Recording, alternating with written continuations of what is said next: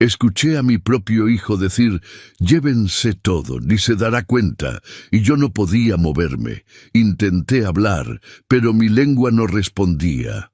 El cuerpo me pesaba como si alguien me hubiera llenado los huesos de cemento. Solo escuchaba pasos dentro de mi casa. Pasos que no debían estar ahí. No veía con claridad, solo sombras moviéndose y voces que reconocía, pero no lograba entender del todo.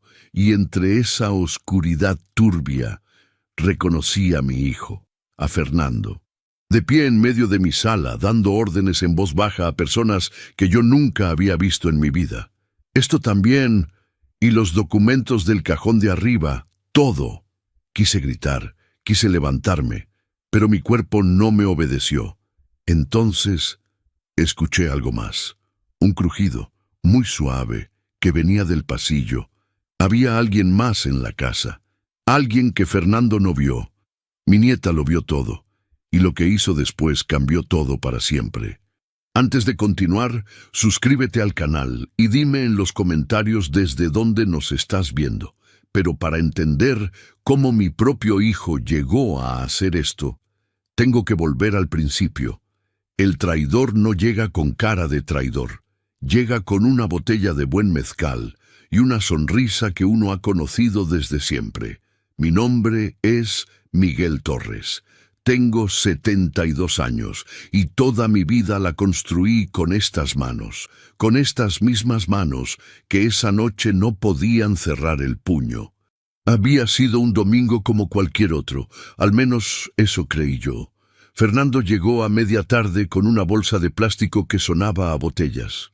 Dijo que quería celebrar, que había conseguido un contrato nuevo, que las cosas le estaban yendo bien, que quería compartirlo conmigo. Yo me alegré. Un padre siempre se alegra cuando su hijo llega con buenas noticias. Nos sentamos en la sala, los dos solos. Puse música norteña bajita, como me gusta a mí. Él sirvió el primer vaso y yo lo tomé sin pensarlo 2 veces. Era un mezcal oscuro, con sabor a madera quemada. Bueno, o eso pensé. El segundo vaso lo tomé más despacio. Para el tercero, ya algo en mi interior me decía que algo no estaba bien. Pero para entonces, mis pensamientos ya se movían lentos, como si nadaran en melaza. Fernando habló mucho esa tarde. Me contó historias que yo escuchaba a medias, asentando con la cabeza, aunque las palabras ya no me llegaban completas. En algún momento me pregunté por Isabela, mi nieta, que se suponía vendría a visitarme ese fin de semana. Fernando me dijo que se había quedado en casa de una amiga. Lo creí. ¿Por qué no iba a creerle a mi propio hijo? No sé en qué momento me quedé dormido en el sillón. No fue un sueño normal.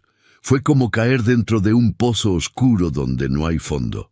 Un lugar donde el tiempo no existe y el cuerpo tampoco. Lo que siguió lo reconstruí después, pedazo por pedazo, como quien arma un jarrón roto en el piso, porque en ese estado uno no ve con claridad, solo sombras moviéndose, bultos que van y vienen, voces que llegan amortiguadas. No lograba entender todo, solo fragmentos, voces conocidas entre el ruido. Primero fue el frío, un frío que me entró por los pies y fue subiendo despacio hasta llegar al pecho. Luego fueron los sonidos, pasos, varios, más de 2 personas moviéndose dentro de mi casa. El arrastre de algo pesado sobre el piso de madera. Un golpe sordo. Una voz que decía, con cuidado, no hagas ruido. Quise mover los brazos. No pude. Quise abrir los ojos.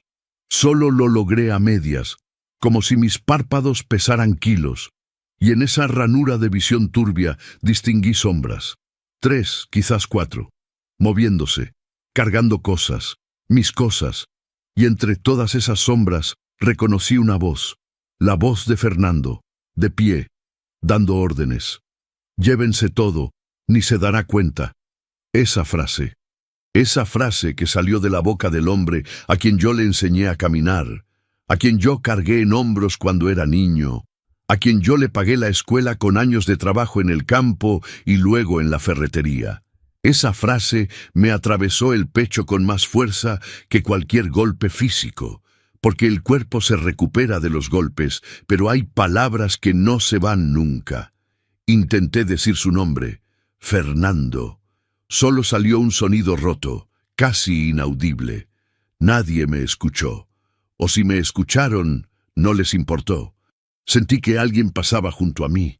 Olía a tabaco barato y a sudor. Escuché el cajón de la cómoda abrirse, el revoltijo de papeles, el crujido del mueble de la cocina, y cada sonido era una puñalada más, porque yo reconocía cada cosa que había en esa casa. Cada objeto tenía una historia: la licuadora que compré cuando nació Fernando, la vitrina donde guardaba las fotos de mi esposa Carmen, que Dios la tenga en su gloria, la caja metálica donde guardaba documentos importantes que yo pensaba nunca necesitaría defender. No sé cuánto tiempo duró aquello. El tiempo en ese estado no funciona igual. Lo último que escuché antes de hundirme de nuevo en la oscuridad fue la puerta principal cerrándose, y luego el silencio más pesado que he sentido en toda mi vida. Pero lo peor no era que me estaban robando, era que alguien más estaba viendo todo en silencio. Hay un dolor que no tiene nombre, el de despertar en tu propia casa y sentir que ya no te pertenece. Abrí los ojos cuando la luz del amanecer ya entraba por la ventana de la sala. Estaba en el mismo sillón, con la misma ropa del día anterior. La boca me sabía a tierra seca y la cabeza me pulsaba con una fuerza que no era normal, ni siquiera para el mezcal más fuerte. Eso ya me lo confirmaba algo que yo todavía no quería aceptar. Lo que bebí la noche anterior no era solo alcohol. Me tardé varios minutos en levantarme. Las piernas no me respondían bien, como si los músculos hubieran olvidado su trabajo. Me apoyé en el brazo del sillón, luego en la pared, y así fui avanzando hacia la cocina para tomar agua. Fue en ese camino corto, de apenas 8 pasos, cuando empecé a notar. La repisa junto a la televisión estaba diferente. Yo tenía ahí 3 cosas que nunca movía. Una figura de cerámica de la Virgen de Guadalupe que me regaló Carmen el día de nuestro aniversario número 25, un reloj de madera que me había dado mi padre antes de morir, y una cajita de latón donde guardaba el dinero de los gastos de la semana. La figura seguía ahí, el reloj no, la cajita tampoco. Me quedé viendo ese espacio vacío como si mis ojos se negaran a procesar lo que veían. Seguí caminando. En la cocina, el cajón donde yo guardaba los recibos del gas, del agua y de la luz estaba entreabierto. Lo abrí del todo. Los papeles estaban revueltos, algunos en el piso. Faltaban cosas. No sabía exactamente cuáles todavía, pero se sentía el desorden de alguien que buscó con prisa y sin cuidado. Fui al cuarto. La cómoda tenía el cajón de hasta arriba abierto. Ahí era donde yo guardaba una carpeta amarilla con documentos importantes, la escritura de la casa, mi acta de nacimiento, el testamento que había hecho 3 años atrás con un licenciado de confianza, y sobre todo, la póliza de un seguro de vida que había pagado durante más de 20 años y que valía casi 1.000.000 de pesos. La carpeta no estaba. Me senté en la orilla de la cama. Las manos me temblaban. Respiré. 1 vez, 2 veces, 3. Soy un hombre que aprendió a no perder la cabeza en los momentos difíciles.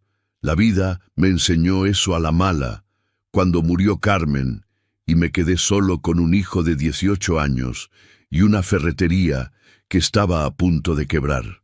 Aprendí que el pánico es el peor consejero, que primero hay que ver, luego pensar y al final actuar. Así que me levanté, fui al baño, me lavé la cara con agua fría y empecé a hacer un recorrido completo de la casa. Faltaba el reloj de mi padre. Faltaban los cubiertos de plata que habían sido de mi suegra. Faltaba la cámara fotográfica que usé durante años para retratar a la familia. Faltaba la caja de herramientas que tenía en el cuartito de atrás. Herramientas buenas, de marca, que yo había juntado a lo largo de décadas. Faltaba la televisión del cuarto, que era nueva. Faltaba el dinero en efectivo que yo tenía separado en un sobre dentro del ropero, unos 12,000 pesos que era mi reserva personal, y faltaba la carpeta amarilla. Cuando terminé el recorrido, me quedé parado en la sala, en silencio, viendo el espacio donde había estado el reloj de madera. Y en ese silencio, la voz de Fernando me volvió con una claridad brutal. Llévense todo. Ni se dará cuenta. Él sabía exactamente dónde estaba cada cosa. Él había crecido en esta casa. Él conocía cada cajón, cada rincón, cada escondite. No era un robo de extraños. Era una operación planeada por alguien que me conocía mejor que nadie. A las 10 de la mañana sonó mi teléfono. Era Fernando. Papá, ¿cómo amaneció? Ayer se puso muy contento con el mezcal, ¿eh? Su voz era tranquila, casi alegre. Apoyé la espalda en la pared y cerré los ojos un segundo. Bien, dije. Solo eso. Bien. Me tuve que ir temprano porque tenía una reunión. No quise despertarlo. ¿Necesita algo? ¿Le llevo el desayuno? No, estoy bien. ¿Seguro? Se escucha raro, papá. Hubo una pausa breve de su lado. Por un segundo dudó, como si temiera que yo recordara algo, pero se recompuso rápido. Es el sueño todavía. Gracias por llamar. Colgué. Me quedé viendo el teléfono en mi mano. Fernando llamando para preguntar cómo amanecí. Fernando fingiendo que era un domingo normal. Fernando actuando como si la noche anterior no hubiera pasado nada. Eso me dijo más que cualquier cajón vacío. Esto no había sido un momento de locura ni una mala decisión del momento. Esto era calculado, planificado, frío.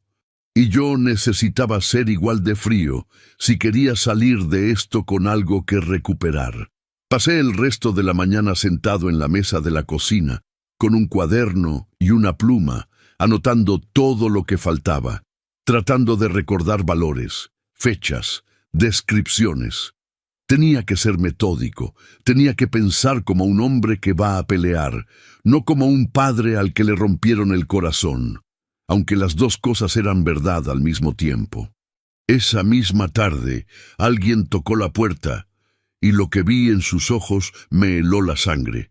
Hay miradas que dicen lo que la boca no se atreve a pronunciar, y la de Isabela ese día cargaba un peso que ninguna niña de 14 años debería cargar. Eran casi las 4 de la tarde cuando escuché los 3 golpes en la puerta. Suaves, casi tímidos. No era el golpe de Fernando, que siempre tocaba con los nudillos seguido y fuerte, como anunciándose. Era otro ritmo, uno que yo reconocí antes de abrir.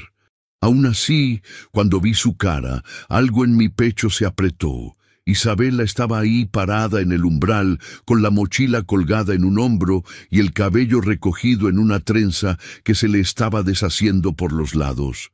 Tenía puesta una sudadera gris que le quedaba grande, de esas que usan los jóvenes ahora, pero no era la ropa lo que me llamó la atención. Era su cara. Tenía los ojos hinchados, no del sueño, del llanto, y cuando me vio a mí, los volvió a llenar. «Abuelo», dijo, y su voz salió quebrada desde la primera sílaba. «Pasa», le dije yo, haciéndome a un lado. Entró despacio, mirando la sala como si buscara algo que confirmar. Vi sus ojos detenerse en la repisa, donde ya no estaba el reloj de mi padre. Los vi recorrer el espacio donde había estado la televisión del cuarto, cuya puerta estaba entreabierta. La vi apretar la correa de la mochila con los dedos hasta que los nudillos se le pusieron blancos. Se sentó en el sofá pequeño, el de junto a la ventana. Yo me senté frente a ella en el sillón de siempre. Durante un momento ninguno de los dos habló. Afuera, en la calle, un niño pasó gritando y una señora lo regañó.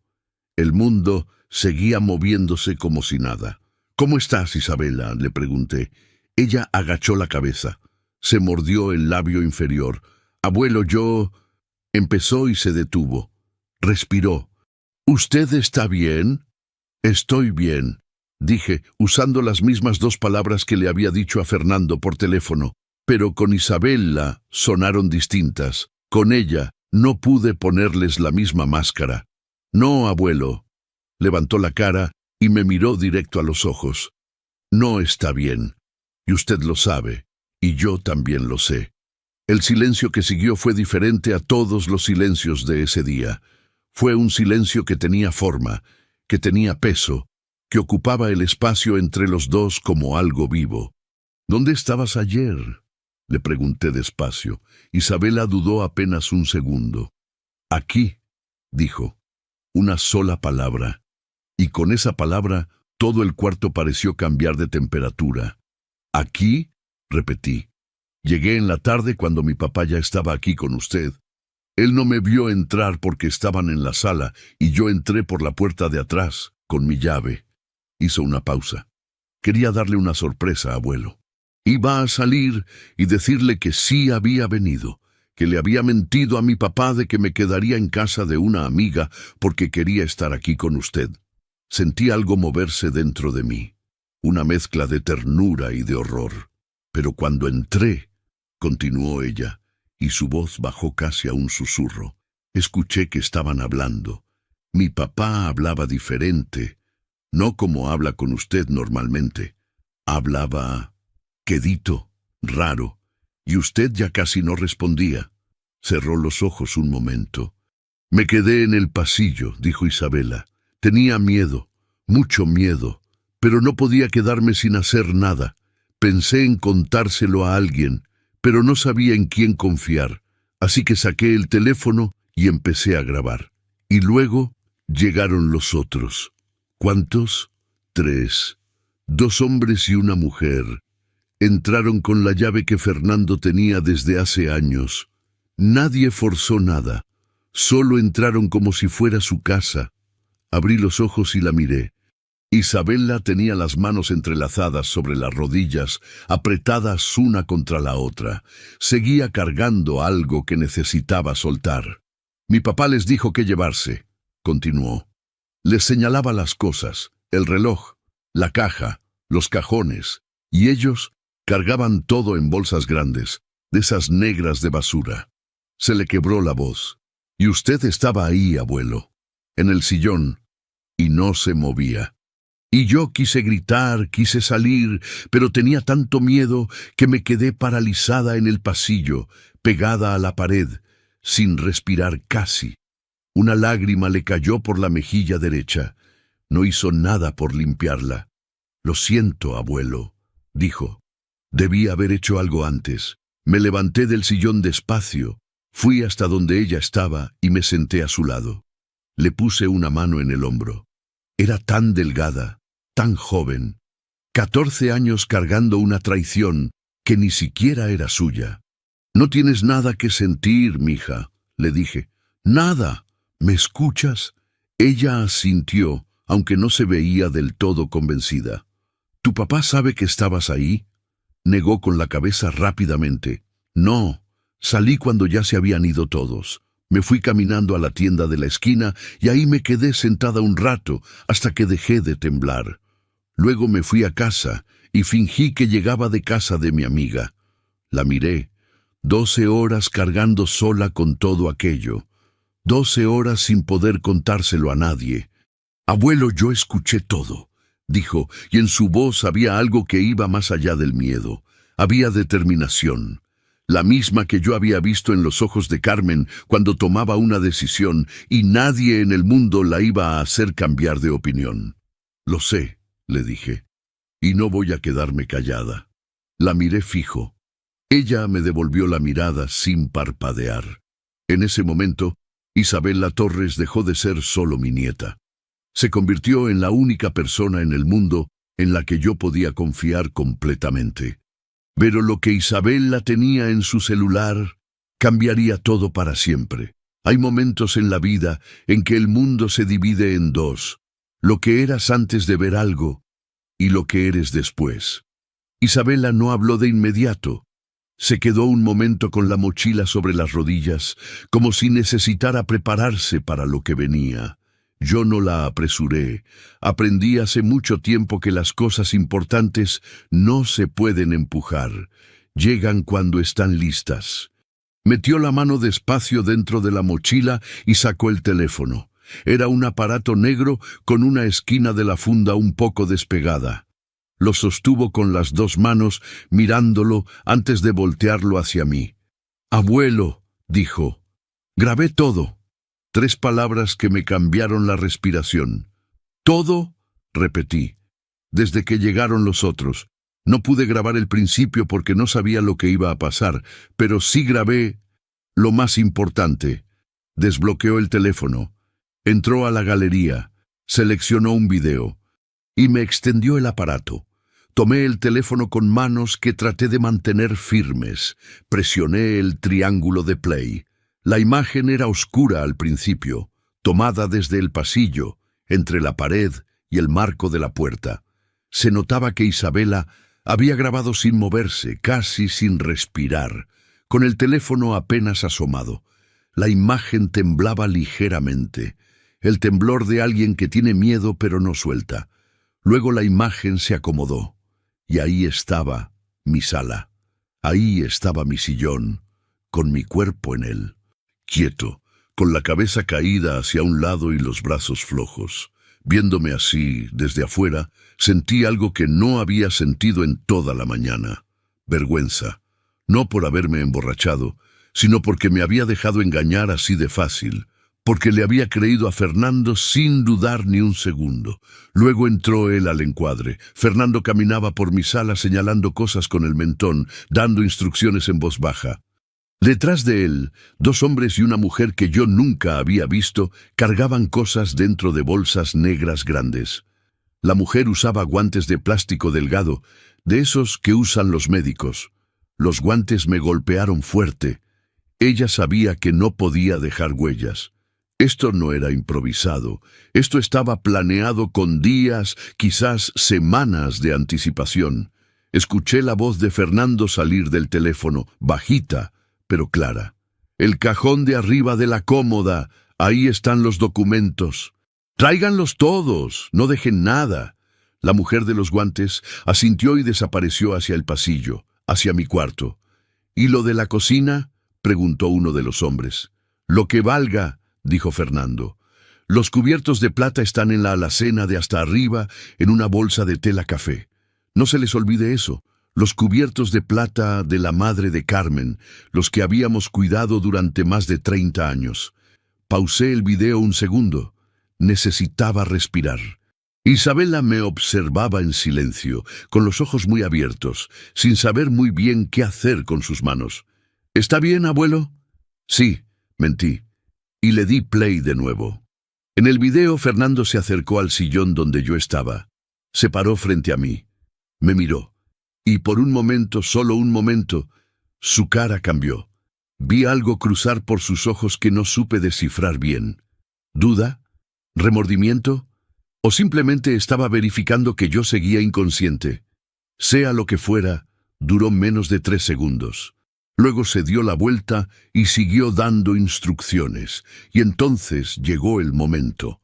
El momento que Isabela había capturado sin saber todavía cuánto iba a valer. Uno de los hombres se asomó desde la cocina. «¿Y si se despierta?». Fernando no volteó siquiera. Siguió viendo hacia la ventana y dijo, con una calma que me heló hasta los huesos, «Llévense todo. Ni se dará cuenta. Ahí estaba. En video. Con fecha. Con hora. Con su voz».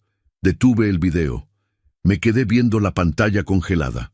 La imagen de Fernando de espaldas, en medio de mi sala vaciada. 45 años siendo su padre, años de ferretería para pagar su escuela, su ropa, sus caprichos, años llevándolo al médico, enseñándole a manejar, hablándole de la vida cuando se equivocaba. Años creyendo que, a pesar de todo, habíamos construido algo real entre los dos. Y él había tardado una sola noche en destruirlo todo. Le devolví el teléfono a Isabela. No dije nada por un buen rato. Ella tampoco. Afuera el sol ya empezaba a bajar y la luz en la sala se volvió naranja, de ese naranja cansado que tiene el final de la tarde. «Abuelo», dijo Isabela finalmente, con voz muy queda, ¿Qué vamos a hacer? La miré. En sus ojos había miedo. Sí, pero también había algo más. Había la misma pregunta que yo me estaba haciendo. ¿Hasta dónde estábamos dispuestos a llegar? ¿Mandaste ese video a alguien? Le pregunté. No, solo lo tengo yo. Bien, no lo mandes a nadie. Todavía no. Hice una pausa. ¿Tu teléfono tiene contraseña? Sí. Ponla más difícil esta noche. Y no le digas a tu papá que estuviste aquí ayer. ¿Puedes hacer eso?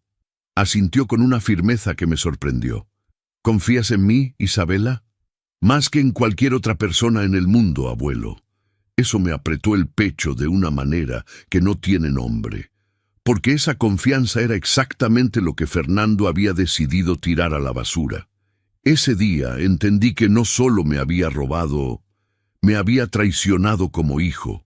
Aprendí algo con los años. El que espera suele ganar.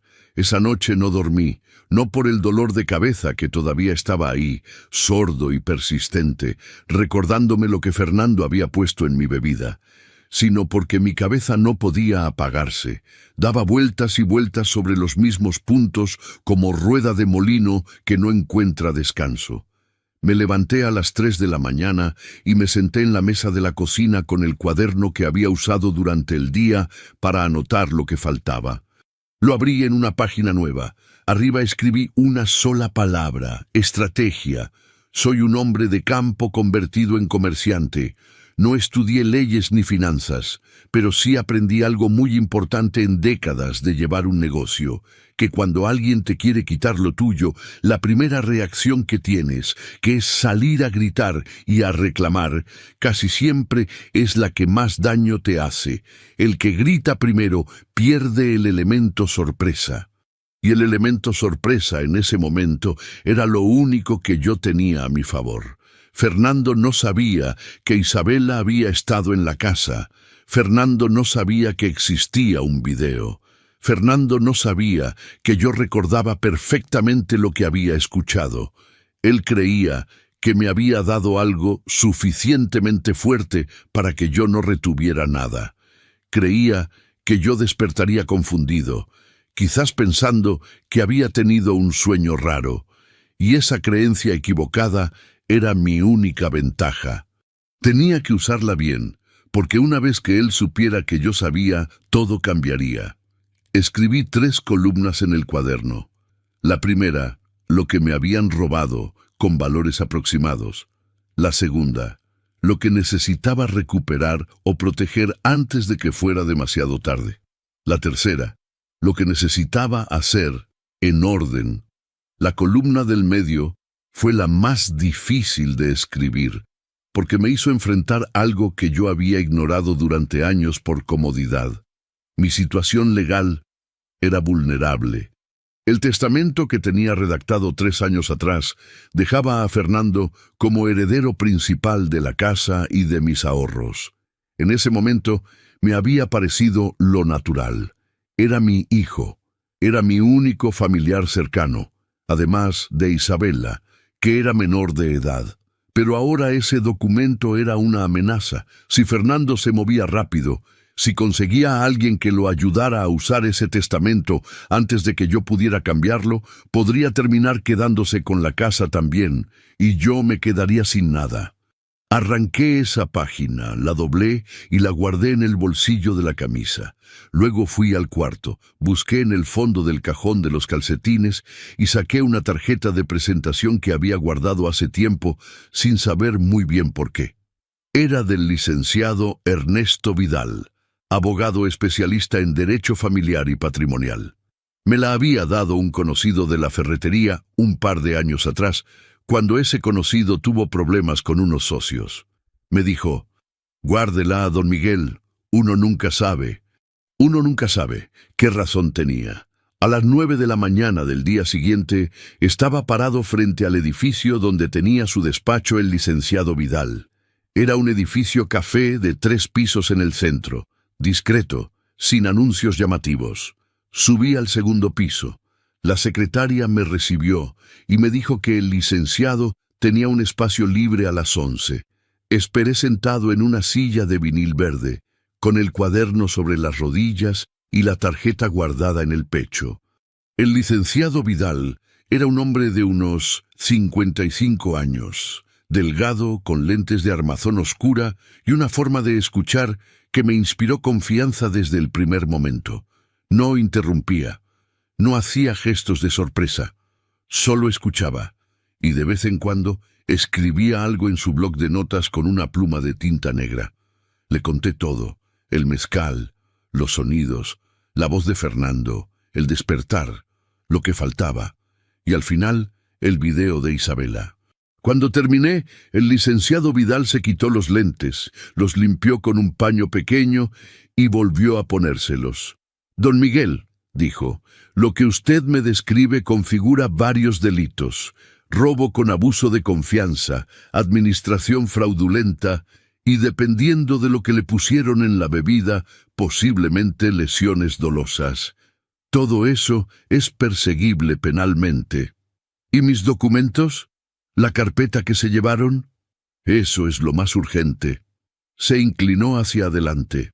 «Si entre esos documentos está el testamento y la escritura de su casa, su hijo podría intentar hacer movimientos antes de que usted actúe. Necesitamos bloquear eso de inmediato». «¿Cómo?» «Primero, usted va a otorgar hoy mismo un poder notarial a mi nombre para que yo pueda actuar en su representación en caso necesario. Segundo, mañana a primera hora solicitamos una anotación preventiva en el registro público de la propiedad para que nadie pueda vender, hipotecar ni transferir su casa sin que el juzgado lo sepa. Tercero, si usted tiene cuentas bancarias, vamos hoy mismo a bloquear cualquier posibilidad de que alguien más las mueva». Cada palabra del licenciado Vidal era como poner un ladrillo en una pared que alguien había estado derrumbando. Sentí que el piso volvía a estar debajo de mis pies. «¿Y el testamento?», pregunté. «Lo revocamos y hacemos uno nuevo. Usted tiene todo el derecho. Un testamento puede modificarse las veces que sea necesario mientras el testador esté en pleno uso de sus facultades». Hizo una pequeña pausa. «¿Está usted en pleno uso de sus facultades, don Miguel?». Lo miré fijo. «Más que nunca, licenciado». Por primera vez en 2 días, algo parecido a una sonrisa me cruzó la cara. Isabela llegó esa tarde a mi casa directo de la escuela, como habíamos quedado. Se sentó conmigo en la mesa de la cocina y le expliqué todo lo que había hablado con el licenciado Vidal. Ella escuchaba con esa atención seria que tienen los jóvenes cuando entienden que lo que se está diciendo importa de verdad. «¿Y el video?», preguntó. «El licenciado dice que es una pieza fundamental. Me explicó además que, al haber sido grabado dentro de mi propiedad y siendo yo parte afectada, el video era completamente válido como prueba. Necesitamos conservarlo bien. Vamos a hacer varias copias y guardarlas en lugares distintos. Una en la nube, una en un correo electrónico que tu papá no conoce, y una copia física en una memoria que vamos a dejar con el licenciado». Isabela sacó su teléfono sin decir una palabra y empezó a hacer lo que le pedí. Sus dedos se movían rápido sobre la pantalla, con esa facilidad que tiene la gente joven con la tecnología. En 10 minutos, el video estaba en 3 lugares distintos y seguros. «Abuelo», dijo mientras guardaba el teléfono, «mi papá va a saber que estoy ayudándole». «No todavía», le dije. «Por ahora necesito que sigas actuando normal con él. ¿Puedes hacer eso?». Pensó un momento. Vi en su cara el peso de lo que le estaba pidiendo. Que le mintiera a su padre para proteger a su abuelo. No era algo simple. No para una muchacha de 14 años que tenía que seguir viviendo bajo el mismo techo que Fernando. «Puedo», dijo al final. «Si en algún momento sientes que es demasiado, me dices, inmediatamente. No va a ser demasiado». La miré y pensé en Carmen, en cómo ciertas personas nacen con una fortaleza que no se aprende, que simplemente está ahí desde el principio. Esa noche, antes de que Isabela se fuera, acordamos un sistema de señales simples. Si ella enviaba un mensaje con un emoji de luna, significaba que Fernando estaba actuando raro o preguntando cosas. Si enviaba uno de sol, todo estaba tranquilo. Simple, discreto, imposible de descifrar para quien no supiera. Después de que se fue, me quedé solo en la cocina con el cuaderno abierto. Borré la palabra estrategia de la primera página y escribí algo diferente encima. Escribí paciencia, porque lo que Fernando no sabía, lo que nunca habría imaginado, era que su padre, el viejo al que había emborrachado y vaciado su casa, no estaba roto, estaba construyendo algo.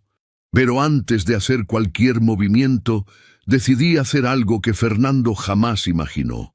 Aprendí algo con los años. El que espera suele ganar. Y yo llevaba toda una vida aprendiendo a esperar. Decidí llamar a Fernando, no para reclamarle, no para confrontarlo, sino para hacer exactamente lo contrario de lo que él esperaba. Comportarme como un anciano confundido que no recordaba bien la noche del domingo, como un hombre viejo y solo que necesitaba a su hijo. Marqué su número un martes por la mañana, 3 días después de hablar con el licenciado Vidal. Dejé que sonara 2 veces antes de que contestara. «Papá, ¿todo bien?» «Hijo», dije, y puse en mi voz un cansancio que no era del todo falso. «¿Puedes venir hoy? Me siento un poco solo, y todavía traigo la cabeza pesada de lo del domingo. Creo que ese mezcal me cayó mal». Hubo una pausa breve al otro lado, casi imperceptible. Por un segundo dudó, como si temiera que yo recordara algo. Pero se recompuso rápido. «Claro, papá, en la tarde voy». Colgué y me quedé sentado un momento, sintiendo el sabor extraño de haberle dicho hijo a alguien que ya no merecía ese nombre de mi boca. Pero así tenían que ser las cosas por ahora. Mientras esperaba, hice algo que había acordado con el licenciado Vidal. Fui al banco, solo, caminando despacio como siempre, con mi gorra y mis zapatos de diario. En la sucursal pedí hablar con el gerente, un hombre joven que me conocía de años de ser cliente. Le expliqué, sin dar demasiados detalles, que quería modificar los accesos a mis cuentas, que quería ser el único autorizado para hacer movimientos, que si alguien más había sido registrado como usuario secundario en el pasado, quería que eso se cancelara de inmediato. El licenciado Vidal me había advertido que Fernando podría haber intentado ya algún movimiento en ese sentido. No sabía si lo había hecho, pero no podía arriesgarme. El gerente revisó en su sistema. Tardó unos minutos, luego levantó la vista hacia mí con una expresión que me dijo todo antes de que abriera la boca. «Don Miguel, hace 10 días alguien intentó registrarse como usuario autorizado en su cuenta principal. La solicitud quedó pendiente porque faltaba su firma». Hizo una pausa.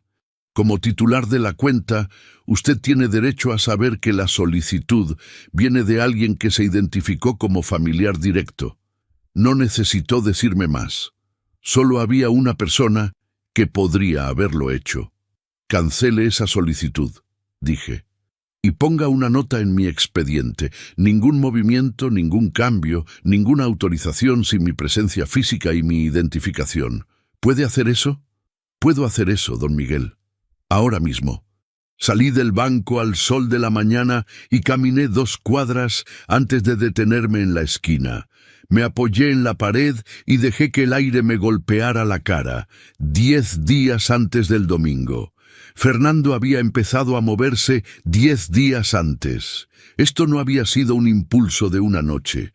Esto era una operación que él había planeado con tiempo, con pasos, con una frialdad que me resultaba difícil de conectar con el niño que yo había criado. ¿Cuánto tiempo llevaba pensando en esto? ¿Meses? ¿Años? No lo sabía. Y en ese momento no importaba. Lo que importaba era lo que venía. Fernando llegó a mi casa a las 5 de la tarde con una bolsa de pan dulce y una actitud de hijo preocupado que habría engañado a cualquiera. Se veía tranquilo, sin ninguna señal de culpa en la cara.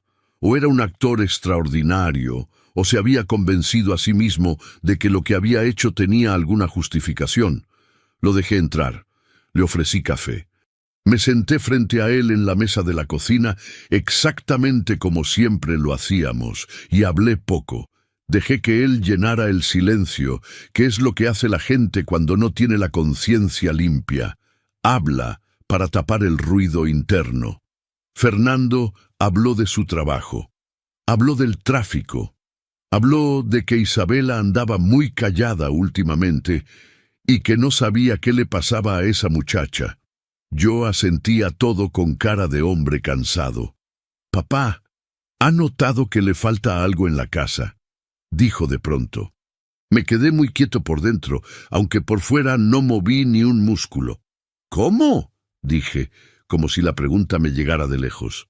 «Es que... no sé, lo veo raro. ¿No le falta algo?». Era una prueba. Él quería saber cuánto recordaba yo, cuánto había notado. «A veces muevo cosas y no recuerdo dónde las dejé», dije, con voz de hombre olvidadizo. «Ya sabes cómo me pongo». Fernando me miró un segundo más de la cuenta. Por un instante vi algo cruzar por su cara, algo entre alivio y duda. Luego asintió despacio. «Sí, papá, ya sé. Se fue a las 7. Antes de salir me dio un abrazo. Yo le devolví el abrazo sin apretar, sin sentimiento, como quien abraza una pared.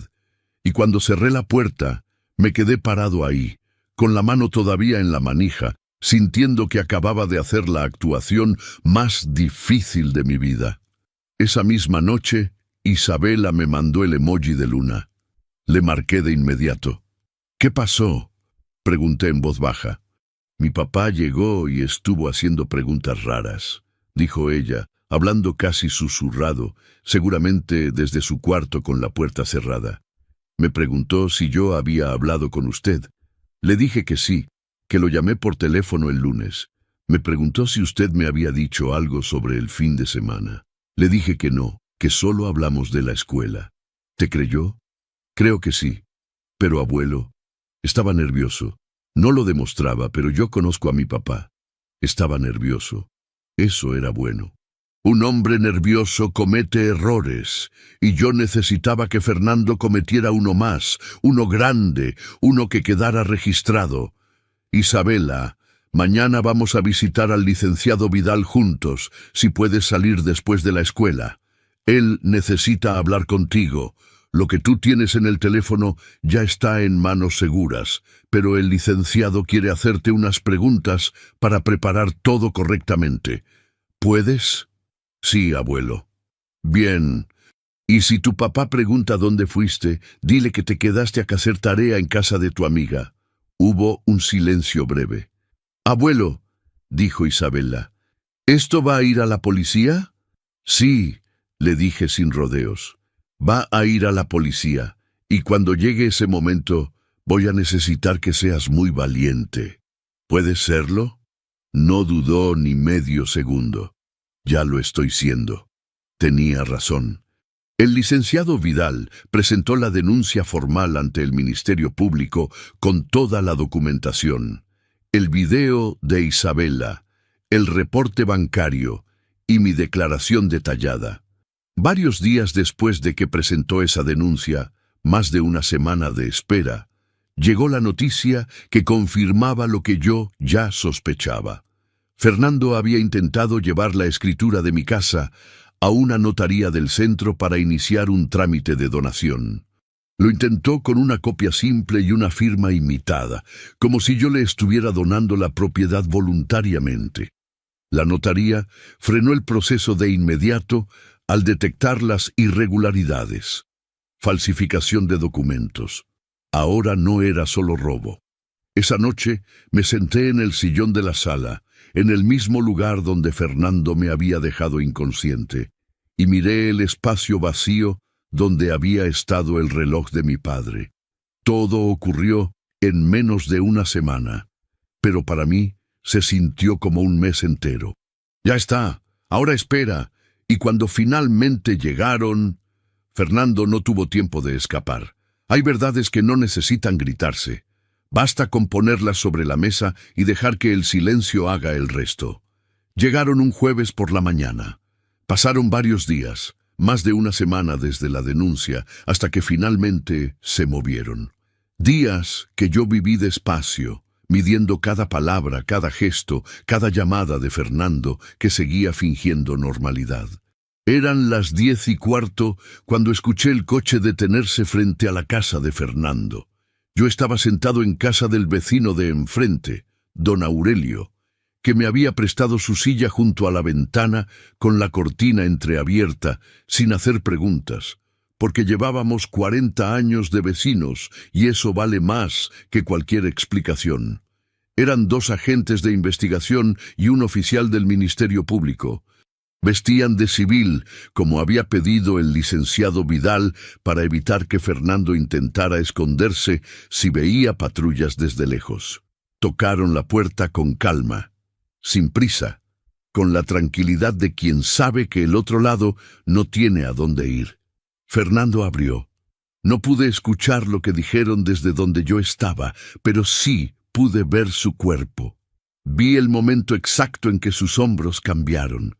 Ese instante en que la postura de un hombre que cree tener el control se convierte en la postura de alguien que acaba de entender que el piso desapareció debajo de sus pies.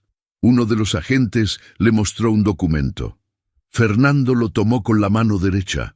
Lo leyó otra vez, levantó la vista y miró hacia la calle, no sé si buscando algo o a alguien, o simplemente porque el cerebro busca salida aunque no la haya. Entonces me vio. Yo no me moví, no hice ningún gesto. Solo lo miré desde detrás de la cortina de don Aurelio, con esa calma que se tarda toda una vida en aprender. Él sostuvo mi mirada 2 segundos. Por un momento intentó decir algo, pero no le salió ninguna palabra. Luego volvió a ver al oficial. Lo dejaron entrar a la casa acompañado. Salió 20 minutos después con una bolsa pequeña y las manos esposadas adelante. Le agradecí a don Aurelio. Salí a la calle y caminé de regreso a mi casa despacio, con las manos en los bolsillos, sintiendo el sol de la mañana en la cara y el sonido de los pájaros en el fresno de la esquina, ese fresno que lleva ahí desde que yo tenía 40 años y que ha visto pasar más cosas que cualquier persona del barrio. El licenciado Vidal me llamó a mediodía. Fernando había sido presentado ante el agente del Ministerio Público. Se le imputaban 3 cargos: robo con abuso de confianza agravado, falsificación de documentos y administración fraudulenta. Había negado todo en un primer momento. Luego, cuando el licenciado presentó el video de Isabela, hubo un silencio que el propio funcionario del Ministerio Público describió después como uno de los más largos que había visto en años de carrera. Ese silencio me lo imaginé muchas veces en los días siguientes. Fernando viendo en una pantalla pequeña su propia imagen caminando por mi sala, señalando mis cosas, diciendo esa frase con la voz tranquila de quien cree que nunca lo verán. ¿Qué dijo cuando vio el video?, le pregunté al licenciado. Primero dijo que estaba editado. Luego dijo que usted le había pedido que moviera las cosas por su propia voluntad. Luego dijo que todo era un malentendido. ¿Y la falsificación de la escritura? Ahí no tuvo respuesta. Ese es el cargo más grave, don Miguel. Robó entre familiares a veces se complica legalmente. La falsificación no. Esa tarde Isabela me llamó desde su celular. Estaba llorando, pero no del modo en que lloran los que están rotos. Lloraba del modo en que llora la gente cuando suelta algo que cargó demasiado tiempo. Ya sé lo que pasó, abuelo, dijo. Me avisó una vecina. ¿Estás bien? Sí. Pausa. No sé cómo sentirme. Normal, le dije. Es tu papá. Lo que sea que haya hecho, es tu papá. Y eso no es simple. Ella no respondió de inmediato. Escuché su respiración al otro lado, pareja y joven. Abuelo, ¿usted todavía lo quiere? La pregunta me tomó por sorpresa. aunque no debería. Era la pregunta exacta que yo mismo me había hecho a las 3 de la mañana, 3 noches seguidas. Quiero al Fernando que recuerdo de cuando tenía 5 años y se quedaba dormido en mi pecho, dije. A ese lo quiero todavía, al hombre que entró a mi casa a robarme mientras yo no podía moverme. Ese es alguien que no conozco. Y no voy a fingir que sí. Isabela tardó un momento. Yo tampoco lo conozco, dijo al final en voz muy baja. Esa tarde Fernando me llamó desde un número que no reconocí. Contesté porque el licenciado Vidal me había aconsejado que si intentaba comunicarse era importante escucharlo, y siguiendo ese consejo yo mismo había activado la grabación de llamadas en mi teléfono. En México, grabar una conversación en la que uno mismo participa es completamente legal. Papá. Su voz era diferente. El barniz de seguridad que siempre tuvo había desaparecido. Sonaba como lo que era, un hombre asustado. Fernando, dije. Papá, escúchame. Esto se puede arreglar. Yo te devuelvo todo, te lo juro. Todo lo que tomé, te lo devuelvo. Pero necesito que retires la denuncia. Por favor. Me quedé callado. Papá, ¿me estás escuchando? Somos familia. Esto no puede llegar a más. Piensa en Isabela, piensa en el escándalo, piensa en lo que va a decir la gente. Lo dejé hablar. Todo quedó grabado. Cuando terminó de hablar, yo respondí con 4 palabras. Habla con mi abogado. Y colgué. Me quedé viendo el teléfono sobre la mesa. Sentí algo que no esperaba sentir. No alivio, no satisfacción, no tristeza tampoco. Sentí una especie de quietud extraña. Como cuando termina una tormenta larga y el aire queda limpio y pesado al mismo tiempo, y uno no sabe todavía muy bien cómo respirarlo.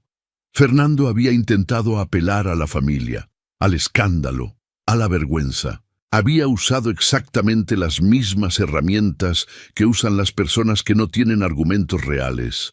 El miedo al qué dirán, la culpa, el peso del apellido. Pero yo había cargado apellido y vergüenza ajena toda mi vida, y ya no me alcanzaba el tiempo para seguir haciéndolo. Esa noche, mientras cenaba solo en la cocina, con el radio prendido bajito, pensé en todos los años que había trabajado para construir lo que tenía. La ferretería, la casa, los ahorros, el seguro. No era una fortuna, pero era mía. Cada peso tenía historia, cada objeto que Fernando se había llevado tenía nombre y memoria detrás. Y pensé en Isabela, en esa muchacha de 14 años que se había quedado paralizada en el pasillo con miedo, pero que en lugar de huir había sacado el teléfono y había grabado todo, que había cargado ese secreto sola durante horas, que había llegado a mi puerta con los ojos hinchados y me había dicho, yo escuché todo, con una voz que temblaba, pero no cedía. Ella no había dudado cuando más importaba. Yo tampoco iba a dudar ahora, pero lo que hice después fue lo que realmente lo destruyó. La venganza más poderosa no es la que destruye al otro, es la que te reconstruye a ti. Lo que hice no fue quitarle más de lo que ya se había quitado solo. Lo que hice fue algo mucho más definitivo. 3 días después de que Fernando fuera presentado ante el Ministerio Público, el licenciado Vidal y yo nos sentamos en su despacho frente a un notario público de confianza. Sobre la mesa había 2 documentos. El primero era la revocación del testamento anterior, ese que durante años había puesto a Fernando como heredero principal de todo lo que yo había construido con mis manos. El segundo era un testamento nuevo, redactado con cuidado, revisado palabra por palabra, firmado con una claridad que no dejaba espacio para ninguna interpretación. La casa, valuada en más de 2 millones de pesos, quedaba en fideicomiso irrevocable a nombre de Isabela Torres, con usufructo vitalicio a mi favor, lo que significaba que yo podía vivir en ella hasta el último día de mi vida y que después pasaría directamente a mi nieta sin que nadie pudiera disputarlo. Los ahorros en el banco, más de $500,000 acumulados a lo largo de toda mi vida de trabajo, quedaban igualmente resguardados bajo una firma mancomunada entre el licenciado Vidal y yo, de modo que ningún movimiento podía hacerse sin mi presencia y mi autorización expresa. La póliza del seguro de vida, la de casi $1,000,000 que Fernando se había llevado en la carpeta amarilla, fue reportada como robada. La aseguradora, con la documentación del Ministerio Público como respaldo, anuló esa copia y emitió una nueva, con Isabela como única beneficiaria. Fernando quedaba fuera, completamente, legalmente, irrevocablemente. Cuando firmé esos documentos, sentí el peso de la pluma de una manera que no había sentido nunca. No era tristeza.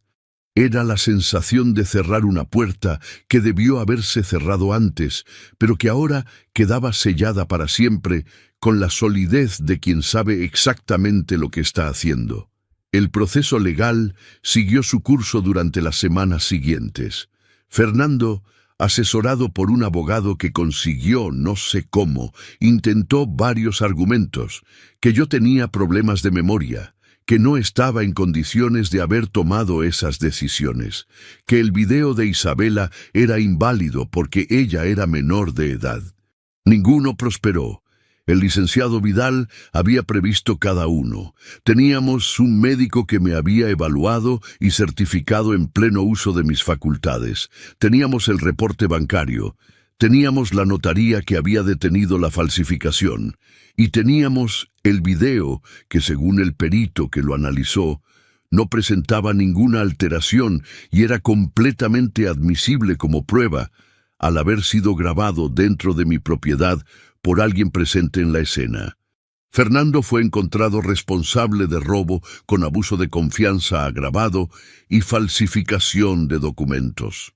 La sentencia llegó 2 meses después.